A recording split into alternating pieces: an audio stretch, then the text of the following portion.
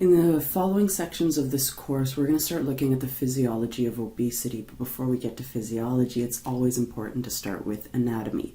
So in this lecture, we're going to be talking about the structure of adipose tissue. And in particular, we're going to talk about where adipose tissue is located in different parts of the body. So as far as adipose tissue depots go, I think it goes without saying that we all carry our adiposity a little bit differently. So as you can see from this picture, fat accumulation within specific depots is highly variable. Some people tend to carry their adiposity lower down, some more in their abdominal region, and it really, like, it's not even just males versus females. Within the same gender, we can see high variabilities of where we carry the majority of our adipose tissue, and a lot of that is determined genetically. So here's a good quote: "The existence of such heterogeneity within and between fat tissue suggests broad conclusions should not be based on a limited survey of select fat depots, and that each depot should be considered separately." So that's one of the issues with studying obesity, is sometimes we do make vast generalizations, and we have to be careful because there is such heterogeneity, which is one of the main concepts that we discussed when we talked about the complexity of obesity. Okay, so we're going to kind of save our discussion of depots of adipose tissue into just two subcategories, and we'll just talk about subcutaneous adipose tissue and visceral adipose tissue. So this diagram here gives you a good indication of where they are. Subcutaneous adipose tissue, as the name implies, right below the skin. You probably know this by fourth year. And it is divided from visceral adipose tissue. Visceral means with respect to the organs, or around the organs, by our abdominal muscles. So this band right here, those would be our part of our abdominal group, and below that, deep to that, is where we have visceral adipose tissue, and superficial to that is subcutaneous adipose tissue. And in this situation, both of these would contribute to abdominal obesity, although it's probably typically mostly due to visceral fat. Okay? And just because someone is leaner doesn't mean they don't have visceral adiposity. This person right here, we're looking at their viscera, and we do see a decent amount of adipose tissue in and around the viscera. And this larger individual here, you see a lot more adipose tissue, visceral adipose tissue.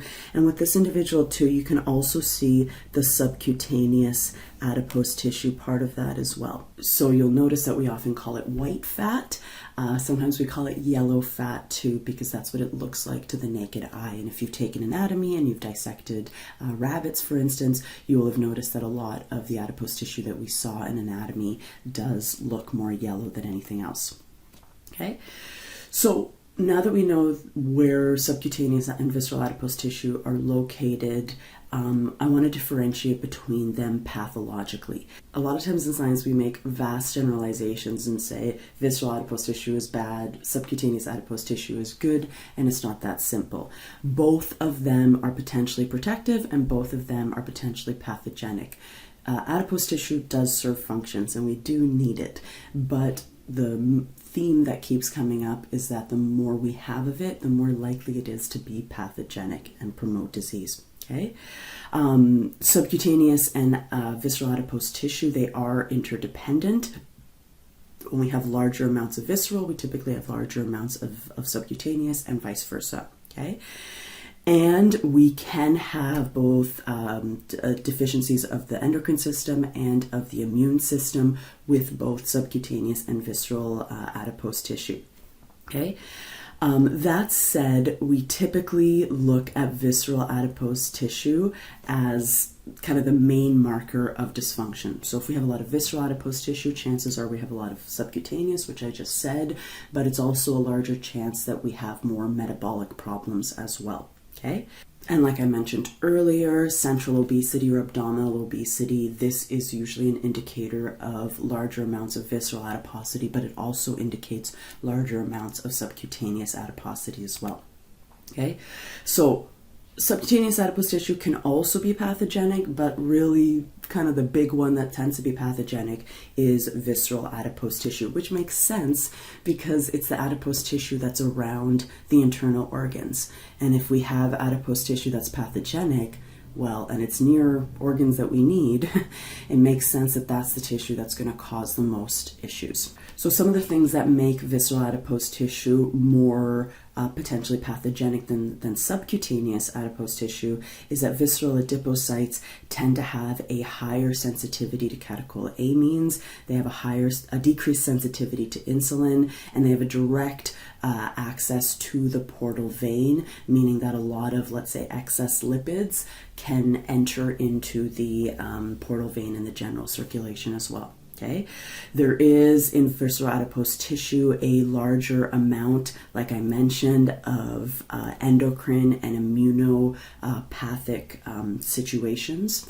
And like I keep saying, with visceral adipose tissue, there tends to be a higher risk of metabolic problems, metabolic diseases like type 2 diabetes, like cardiovascular disease, okay, because there is more dysfunction in visceral adipose tissue. So comparing visceral adipose tissues to subcutaneous adipose tissue is one way we can differentiate between fat on the body. Another way we can differentiate between fat on the body is to talk about what type of fat is found in different areas.